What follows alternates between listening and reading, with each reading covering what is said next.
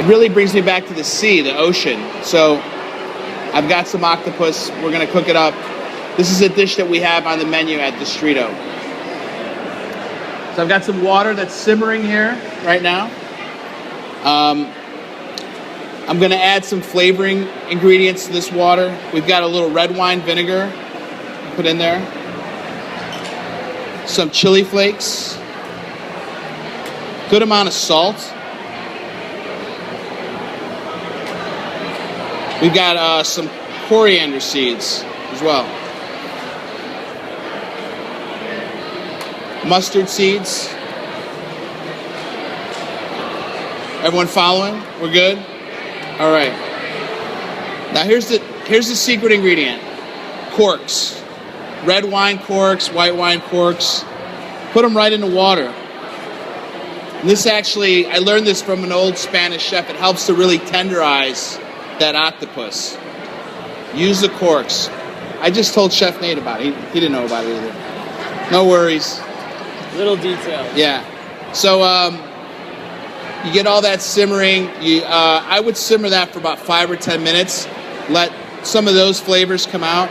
And then we've got our live octopus right here. Got the head. See that guy? It's pretty cool, huh? And there's a technique. It's called scaring the octopus. So you dip it in one time. And again. And then the third time. This just helps, again, to have a really tender octopus. Get rid of that, Chef. So I would let that simmer for about 45 minutes. This is a 2.5 to 3 pound octopus. So a 2.5 to 3 pound octopus will take 40 to 45 minutes. Once it's simmering, it's going. Yes. What's that? It comes pretty clean. Usually they come in pretty clean. Obviously, if you're harvesting it right from the sea, you're going to have to do some maintenance on it. But the beak is the main thing. You just want to make sure that that's removed before it gets served to anybody or you eat it yourself. It's an indigestible part of the octopus. So you're just looking for the meat from the tentacles, and that's about all you're going to use in the end result. Yeah, I mean, once you cut the head off, most inedible things are going to be gone anyway. So this will cook for about 40 to 45 minutes, and then you end up with a tentacle that looks like this. See how, I mean, this is a gorgeous piece of octopus right here. 2 pieces. So this comes out, it'll be steaming hot. You put it on a rack, and you cool it down. And honestly, don't be afraid to cook this at home. I cook it at home. My family enjoys it. I have a 10-year-old daughter who will eat octopus. I'm like pretty excited about that. All right, so with this octopus, we're going to make a few other elements, I call them.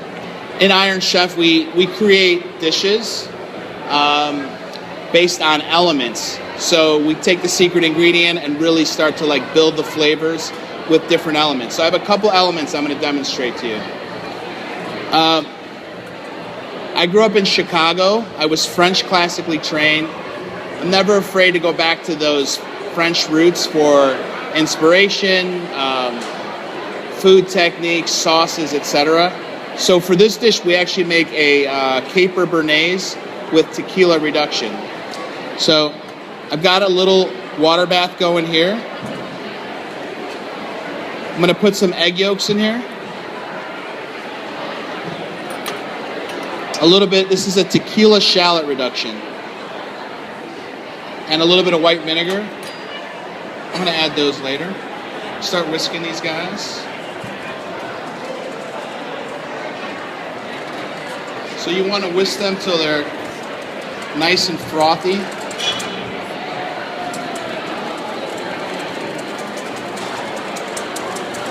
Any questions so far? No? You want to wait till you start seeing some steam come off the whisk.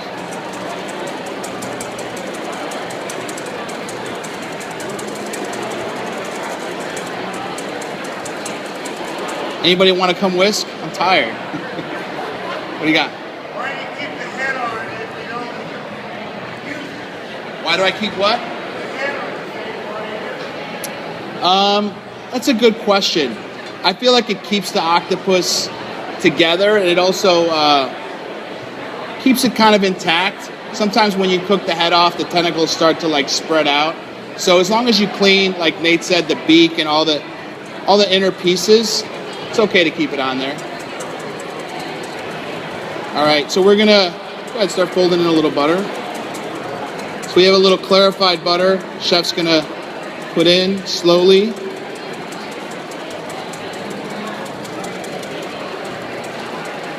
All right. That's pretty good. Kind of soft, huh? Mm-hmm. Blender? Yeah, that's usually where it's made. So in the restaurant, when we make this sauce in the restaurant, we actually use a blender. Saves our guys' arms. You know, it's much easier for us to execute it that way. You know what? I'm going to get a volunteer. Who wants to come up? Boom, right here. So you guys are going to keep going here. But this is definitely the classical way to make a proper. So come on over here. Over here on this side. You're going to do what Nate was doing, which is pouring this butter in slowly. Just like that. He's going to get it nice and thick. All right. So while our béarnaise is working, I'm going to make a, we call this jalapeno paint. So here I have some blanched cilantro, basil, and chive. So it's mixed herbs. It's blanched in salted water.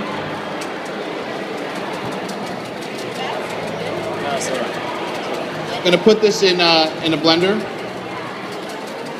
I'm just going to cut it a little bit. Slow down a little bit.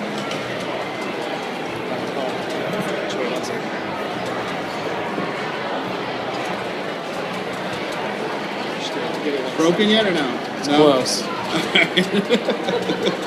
I wanted to make sure I didn't break that. All right, see, I'm off the case right now.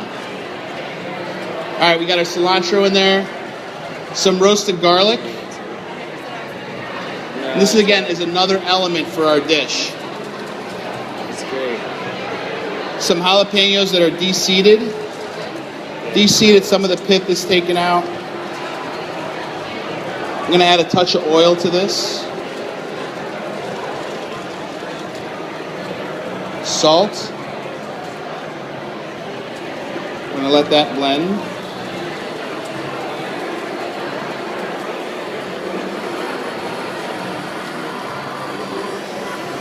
And add a little of the liquid.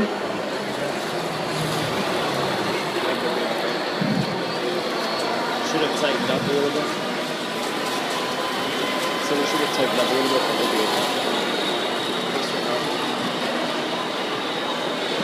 And I have this powder here. It's called xanthan gum. Just kind of thickens it. Thickens the jalapeno mixture. How we doing?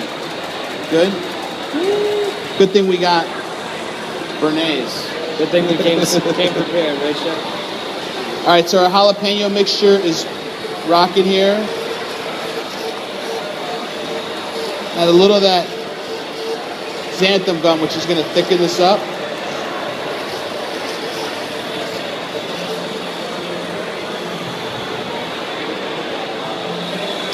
You want to just throw this in a little bowl.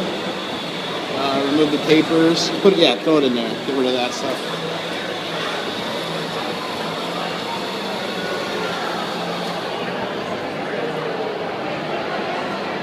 Jalapeno, basically it's a jalapeno puree with roast garlic, a little bit of salt, and that's pretty much it. We're going to use this as an element for our dish. It just brings a nice amount of heat.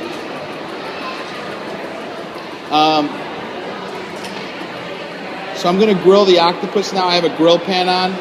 If you have a charcoal grill at home, that's really going to give you the most flavor on the octopus.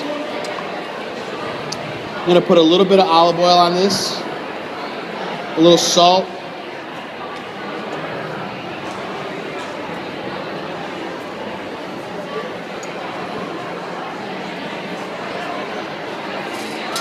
You can see how this is already starting to bubble up a little bit.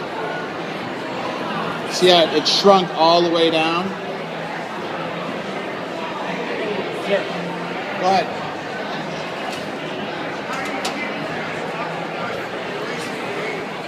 We're releasing what? Ink? It's already pulled out of there. There's no ink in there when we cook it.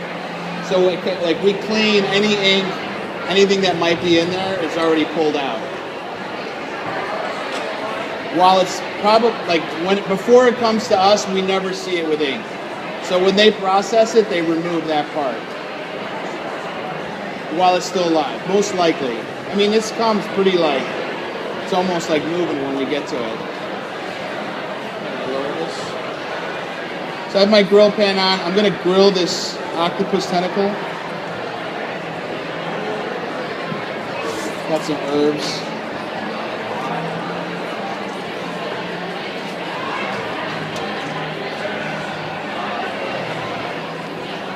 Just gonna get a little bit of color on it.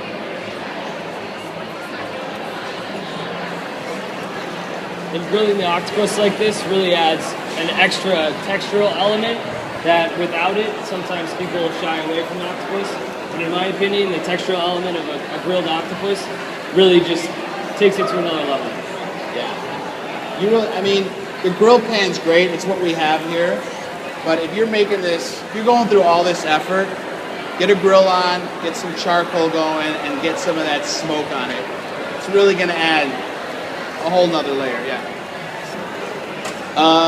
So while this is grilling, I'll talk about a few other elements. So I have some, these are Yukon Gold potatoes, and we cut them into this nice diced form. We confit them. You want to talk about the confit? So the confit, you know, is a traditional French method like Jose was talking about earlier, and we're bringing it into our Mexican cooking. So the confit for the potato is simply a fat-cooked potato, essentially. Traditionally, a confit would be a protein that was cooked and then preserved in its own fat. Obviously, a vegetable doesn't have that. So we take extra virgin olive oil, and we flavor it with garlic, thyme, some salt, and it's just a really, really slow cooking method, and it infuses all that flavor right into the potato and gives it much more of an unctuous flavor, and it's very, very soft and tender. It's a really good vessel for flavor if you think about it, the potato. So slow cooking it with herbs, garlic, rosemary, you get all that flavor into this one element.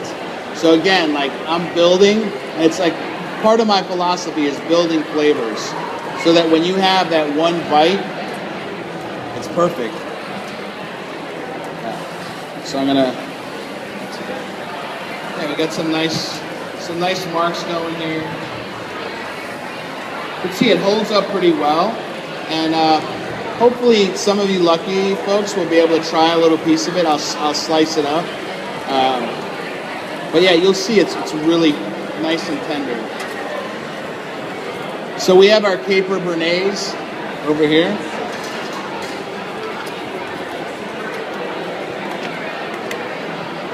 I'm gonna add a few capers here. Some chive action.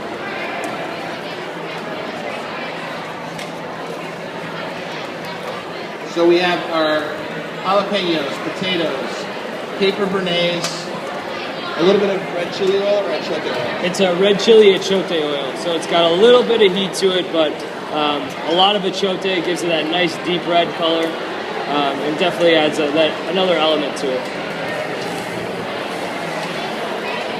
Okay, so once this comes off the grill,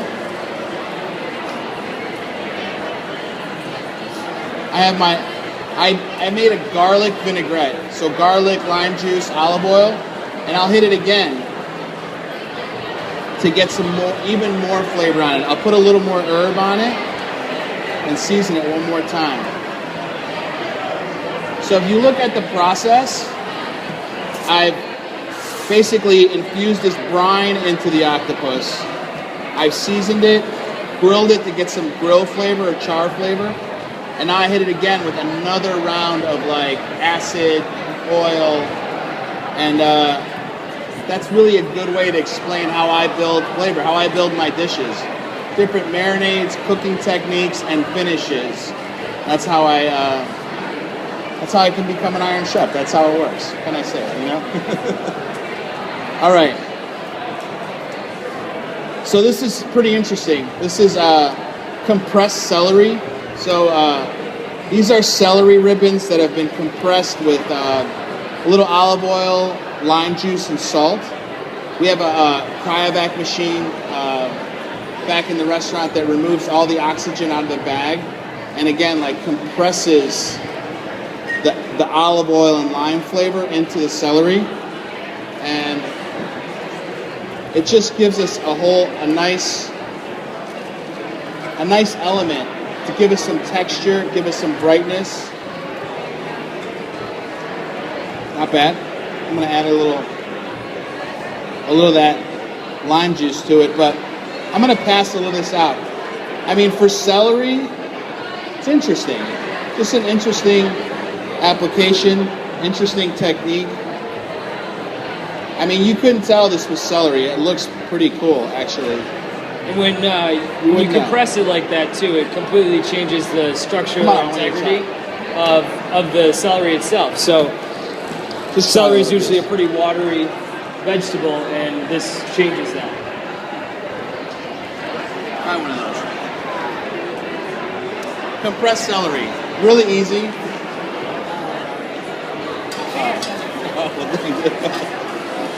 All right. So, like an Iron Chef, I assemble all of my elements before I'm ready to plate. That's like the way I work.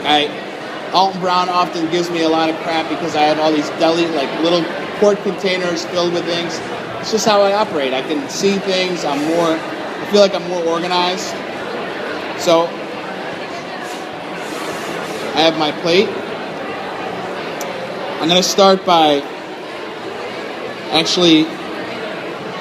gonna season these potatoes a little bit. A little bit of oil. We're gonna put a few of these guys down.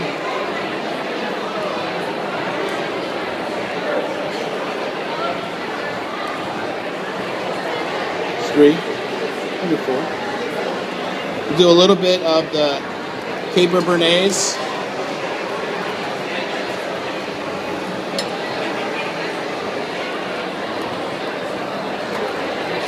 A little bit of the jalapeno.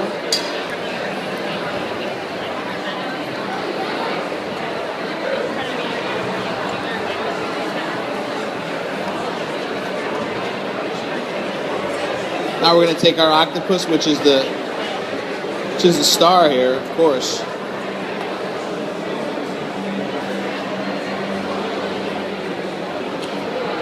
Just going to cut a few nice pieces.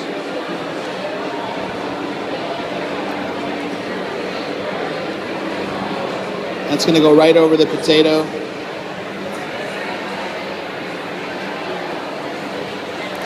See, it makes for a beautiful presentation. I'll do a little of the compressed celery around.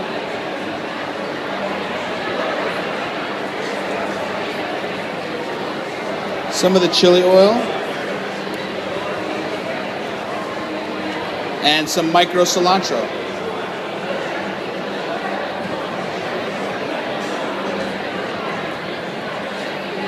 And that's pretty much it. That is our grilled octopus. Thank you.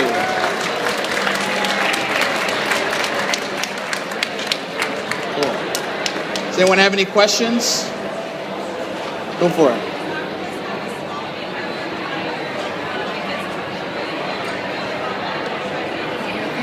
Yeah, actually, the 45-minute rule per 2.5 to 3 pound, it seems to be the right. So if you have a smaller octopus, like a 1 pound octopus, which I haven't seen, but you want to reduce the time as well. So that ratio works. But yeah, if it goes longer, all of the outside skin is removed, and I actually enjoy the that part of it. So I try to hit it so that I can grill it, and it comes out looking just like this guy right here. You know, that's really nice. Cool. Questions?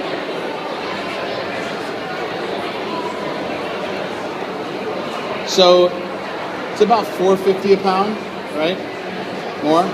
It's gone up a little bit in the past couple months, but it's So about our price is less expensive, but yeah. Probably in a store, I'd wager you guys pay anywhere from $7 to $9 a pound. yeah.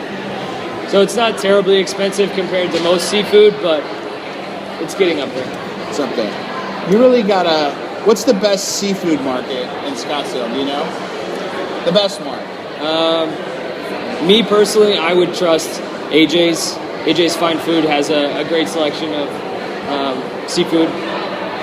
Got AJ's. What's that? Calamari, no. Totally different thing. Yeah. Squid. It's in this. They're like in the same family, but it's not. Yeah. No. I'll put this over here so you guys can see it.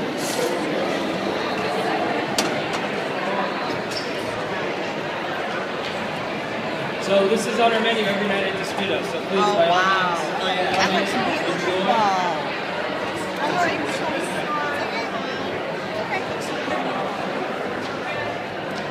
Cut a little bit out.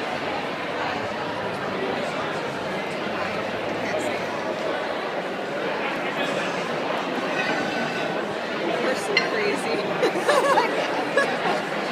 I have a few pieces I'm going to slice here.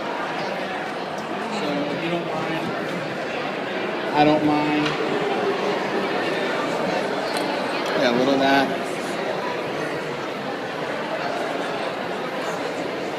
All right, there you go. Give that a little shot. Use your fingers. Sorry, I don't have any toothpicks, but we're all family here.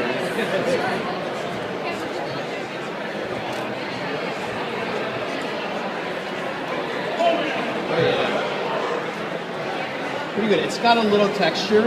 It's not like melting, but if you want it to go a little bit longer, you could. It'll be softer, but then you might like lose all the skin. Well, the brine's pretty strong. Yeah, go ahead.